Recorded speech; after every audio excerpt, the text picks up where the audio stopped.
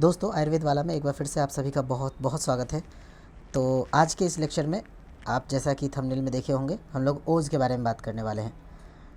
साथियों, जो क्रिया शरीर का जो सब्जेक्ट है, इस सब्जेक्ट को किसी भी आचार्यों ने कोई पर्टिकुलर ग्रंथ नहीं लिखा है।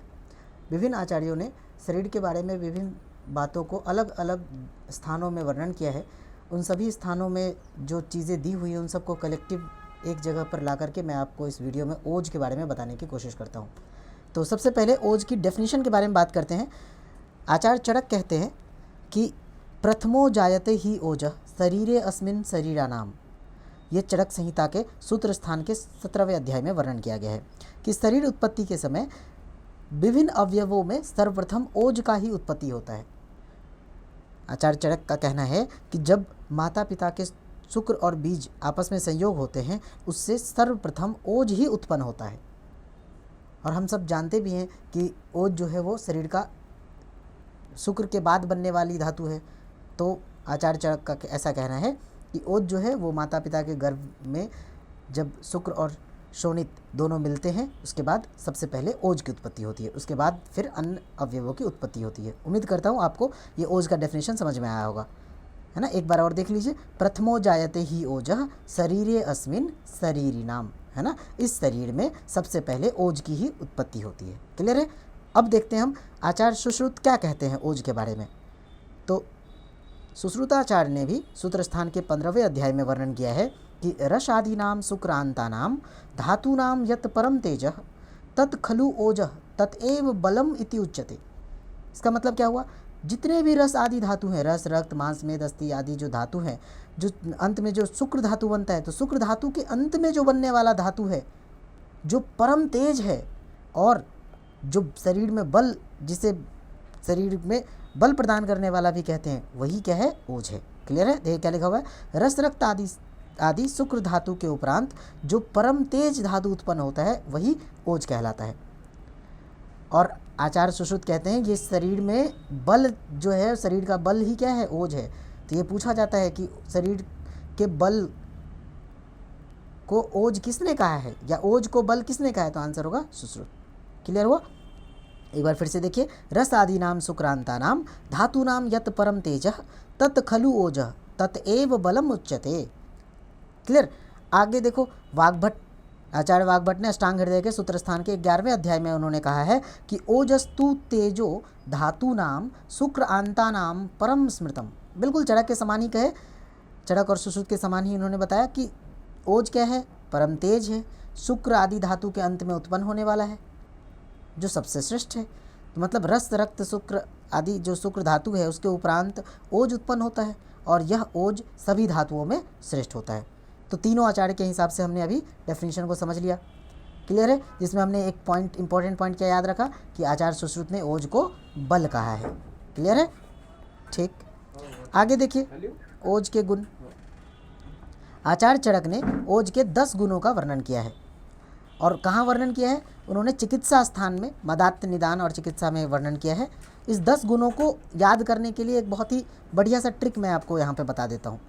आप याद रखना, PG-SMS, PB-SMS कभी भी आप नहीं भूलेंगे, क्योंकि देखो ओज के जो 10 गुण होते हैं ना दोस्तों, यही इनके ही विपरीत गुण विष, जो विष होता है, जहर होता है, उसके गुण होते हैं, इसके विपरीत गुण। तो ओज के 10 गुण याद करने का तरीका क्या है, PG-SMS, PB-SMS क्या है, देखो, प्रसन्न, ठीक है, पी से एक प्रसन्न और एक पी से पिश्चिल, इतना याद रखना, 2 ही पी है, प्रसन्न और पिश्चिल। फिर जी से गुरु, फिर शीत मृदु श्लक्षण, SMS। देखो PG समझ में आ गया, प्रसन्न गुरु, फिर क्या है, पिश्चिल बहल, ठीक, शीत मृदु श्लक्षण, फिर PB पिश्चिल और बहल, फिर क्या है, SMS मतलब स्थिर, मधुर और स्निग्ध। याद रखना, मधुर रस भी होता है और ओज का गुण भी है, ये बहुत इंपॉर्टेंट है। ये यहाँ पर क्वेश्चन पूछा जाता है कि निम्न में से कौन से ओज के गुण नहीं है। इसमें से हो सकता है आपको एक ऑप्शन मधुर भी रहे, आपको लगे कि मधुर हो सकता है ओज का गुण नहीं हो, लेकिन होगा ओज का गुण, ठीक है। कोई और वर्ड दे दे, जैसे मान लो लघु दे दे, तो आंसर होगा कि ओज के गुण नहीं होंगे। एक बार फिर से देख लो, ओज के 10 गुण कौन कौन से हैं, याद करने का तरीका, PG-SMS, PB-SMS, प्रसन्न गुरु, शीत मृदु श्लक्षण, पिश्चिल बहल स्थिर मृदु स्निग्ध। तो कैसे याद रखना, गुरु, ठीक है, फिर शीत मृदु श्लक्षण, जहाँ बहल स्थिर मधुर और स्निग्ध, ठीक है। अब देखो चड़क क्या कहते हैं कि ओज की वृद्धि होने पर शरीर में तुष्टि पुष्टि और बल प्राप्त होता है। उन्होंने ओज को बल नहीं कहा है, इन्होंने कहा कि जब शरीर में ओज जैसे जैसे वृद्धि होता है वैसे वैसे शरीर में बल तुष्टि और पुष्टि प्राप्त होता है। बस मिला जुला के हम ये कह सकते हैं चड़क और सुश्रुत कहना एक ही चाह रहे हैं, लेकिन डायरेक्ट ओज ही शरीर का बल है, यह किसने कहा, ये सुश्रुत ने कहा। क्लियर है, इसको याद रखेंगे। तो अभी तक हमने क्या पढ़ा, अभी तक हमने ओज के डेफिनेशन को पढ़ लिया, फिर मैंने आपको ओज के गुण को बताया। चड़क के अनुसार 10 गुण कौन कौन से थे, PGSMS PBSMS, प्रसन्न गुरु, शीत मृदु सुलक्षण, पिश्चिल बहल, स्थिर मृदु स्निग्ध। दोस्तों जो भी मैं आपको पढ़ा रहा हूँ ना, सबको क्या करो, आप एक नोट कर लो, ठीक है, और खुद का नोट बनाना बहुत इंपॉर्टेंट है। एक बार अगर आपने ढंग से आप वीडियो को देख लिए, आपको बहुत अच्छे से समझ में आ जाएगा, ठीक है। चलिए आगे बात करते हैं कुछ ऐसी बातें जो ओज से रिलेटेड बिल्कुल फैक्ट है। जैसे सबसे पहले आचार्य चड़क जो है वो ओज को शरीर का स्नेह मानते हैं। चड़क कहते हैं जो ओज है वो हमारे शरीर का क्या है, स्नेह है, जिससे हमारा शरीर स्नेहित रहती है। अष्टांग संग्रहकार वृद्ध भागवत ने लिखा है, वो ओज को शुक्र का सार कहा जाता है, ठीक है। अष्टांग हृदयकार ने ओज को शुक्र का मल कहा है। उसी तरह डल्हन कहते हैं कि शुक्र का स्नेह है ओज। भाव प्रकाश कहते हैं सभी धातुओं का स्नेह है ओज। सुश्रुत कहते हैं ओज ही बल है। एक और बात देखो कि जो चड़क आचार्य चड़क है, उन्होंने जो लिखी है चड़क संहिता, उसके जो टीकाकार है चक्रपाणी, आचार्य चक्रपाणी ने ओज के 2 प्रकार किए। और आचार्य चक्रपाणी ऐसे हैं जिन्होंने ओज को 8वां धातु मान दिया। उनका कहना था कि ठीक है, शरीर में जो 7 धातु है ना, रस रक्त मांस मेद अस्थि मज्जा शुक्र, 8वां धातु क्या है, ओज है। तो ये भी पॉइंट बहुत इंपॉर्टेंट है, ठीक है। PG एग्जाम हो या आपके यूनिवर्सिटी के एग्जाम हो, उसमें MCQ में पूछा जा सकता है कि निम्न में से किस आचार्य ने ओज को 8वां धातु माना है। और उन्होंने ओज को 2 प्रकार से डिवाइड किया है। उन्होंने कहा कि ओज जो है वो एक पूरे शरीर में रहता है, जिसको हम अपर ओज कहते हैं, और एक ऐसा ओज जो हृदय में रहता है उसको हम पर ओज कहते हैं। तो पर ओज और अपर ओज ये विभाजन किया है किसने, चक्रपाणी ने, ठीक है। और दोनों का वर्ण कैसा बताया, दोनों का वर्ण शुक्ल कलर का बताया। उन्होंने बताया कि ओज जो है ये दोनों चाहे पर हो या अपर हो, दोनों किस कलर के हैं, शुक्ल वर्ण के हैं। क्लियर है, ये फैक्ट समझ में आया। शरीर का स्नेह किसने कहा, चड़क ने। शुक्र का सार किसने कहा, अष्टांग संग्रह में वर्णन है। और अष्टांग हृदय में ओज को क्या कहा गया, शुक्र का मल कहा गया है। डल्हन भी एक टीकाकार ही है, इन्होंने क्या कहा, शुक्र का स्नेह कहा है। भाव प्रकाश एक किताब है जिसको भाव मिश्र ने लिखा है। भाव प्रकाश में क्या लिखा गया है कि ये सभी धातुओं का स्नेह है ओज। सुश्रुत ने क्या लिखा, ओज ही बल है। क्लियर है, आगे देखो, अगर हम पर और अपर ओज की बात हम कर लेते हैं। सबसे पहली बात, ये पर ओज कहाँ रहता है, हमारे शरीर में। शरीर में कहाँ पर, हृदय में रहता है। अब हृदय में रहेगा, हृदय वैसे भी हमारे हार्ट जो है वो बहुत बड़ा ऑर्गन तो है नहीं, छोटा सा ऑर्गन है। छोटा सा ऑर्गन है, इस तरह से मैं ये छोटा वर्ड क्यों कह रहा हूँ, ताकि इसकी मात्रा आप याद रख सको। इसका जो प्रमाण है ना, मात्रा मतलब इसका जो अमाउंट है हमारे शरीर में कितनी होती है उसको याद रखना, क्योंकि यहाँ से कई बार सवाल पूछा जाता है कि पर ओज की मात्रा शरीर में कितनी होती है। तो याद रखना बिंदु में होता है, 8 बिंदु या 6 बिंदु। 8 बिंदु प्रमाण किसने कहा है, सुश्रुत ने कहा है। 6 बिंदु प्रमाण किसने कहा, अरुंधत ने कहा है। क्लियर है। ओज का कलर कैसा होता है, मतलब किस वर्ण का होता है, तो चरक, याद रखना चड़क जो है, ये मैं चड़क को चरक्त बोल रहा हूँ, ध्यान से सुनो, ठीक है। चड़क और सुश्रुत में एक कॉमन बात है कि दोनों कहते हैं थोड़ा सा ईशत पीत है ना, लाइट ऑरेंज और लाइट येलो कलर का होता है। इसके अलावा चड़क कहते हैं कि रक्त वर्णीय भी होता है। मतलब चड़क के अनुसार ओज का कौन सा कलर होता है, ईशत पीत रक्त वर्णीय। याद कैसे रखेंगे, च रक्त, ठीक है। और सुश्रुत कैसे कहते हैं, सुश्रुत क्या कहते हैं कि पर ओज जो होता है, जिस ओज को श्रेष्ठ भी ओज भी कहा जाता है, ये हृदय में होता है ना। आचार्य सुश्रुत कहते हैं कि ये ईशत पीत और शुक्ल वर्ण का होता है। समझ पा रहे हैं आप पर ओज के बारे में। अभी तक हमने क्या क्या पढ़ा कि पर ओज हृदय में होता है। आचार्य सुश्रुत कहते हैं इसका प्रमाण 8 बिंदु होता है। अरुंधत कहते हैं इसका प्रमाण 6 बिंदु होता है। ये अरुंधत बहुत इंपॉर्टेंट है। क्रिया शरीर में दोस्तों आचार्य के नाम ना बहुत ज़्यादा पूछे जाते हैं, क्योंकि मैंने ऑलरेडी आपको बताया कि क्रिया शरीर एक ऐसा मतलब सब्जेक्ट है आयुर्वेदिक पोर्शन का, जिसका किसी भी आचार्य ने एक जगह वर्णन नहीं किया है।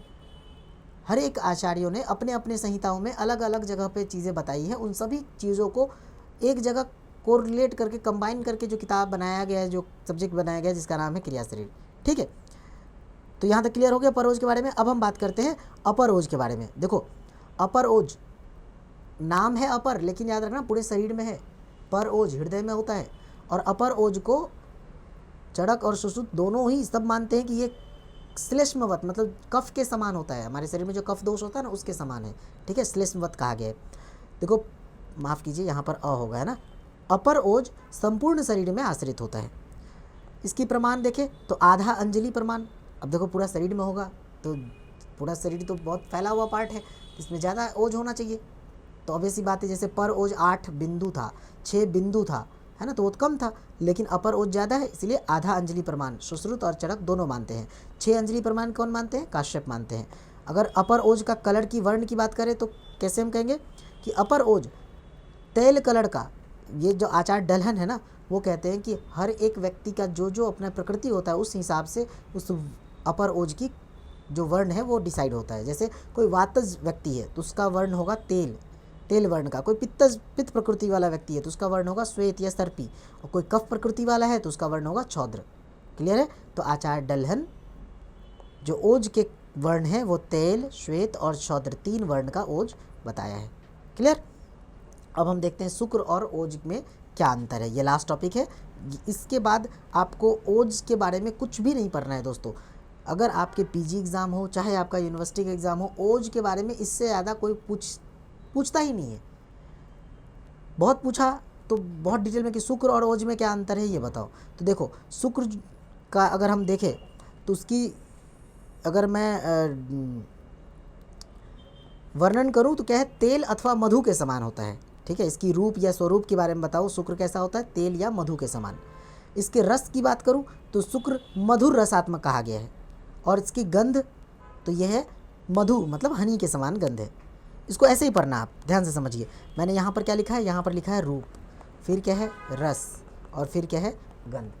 ठीक, तो शुक्र का रूप है तेल या मधु के समान, उसका रस है मधुर के समान, और उसका गंध है मधु के समान। मधु मतलब हनी।